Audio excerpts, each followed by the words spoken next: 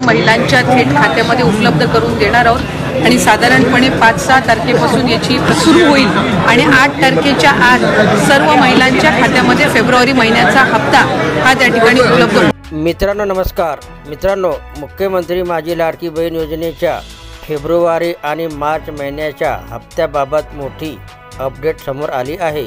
फेब्रुवारीचा हप्ता महिना उलटून गेला तरी लाभार्थी महिलांना मिळाला नव्हता।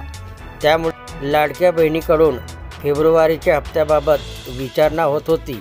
आता राज्य सरकारकडून मुख्यमंत्री माझी लाडकी बहीण योजनेचा फेब्रुवारी महिन्याचा हप्ता आंतरराष्ट्रीय महिला दिनाच्या पूर्वसंध्येला दिला जाणार असल्याचं समोर आलं आहे। महिला व बालविकास विभागाच्या मंत्री आदिती तटकरे यांनी याबाबत माहिती दिली आहे। मार्च महिन्याचा हप्ता विधिमंडळाचे अर्थसंकल्पीय अधिवेशनानंतर विभागाला निधी प्राप्त झाल्यानंतर दिला जाईल, असं तटकरे यांनी म्हटलं। त्यामुळे लाडक्या बहिणींना मार्च महिन्यात दोन्ही हप्त्याचे मिळून 3000 रुपये मिळणार आहेत। लाडक्या बहिणींना आंतरराष्ट्रीय महिला दिनानिमित्त राज्य सरकारकडून गिफ्ट देण्यात येणार आहे।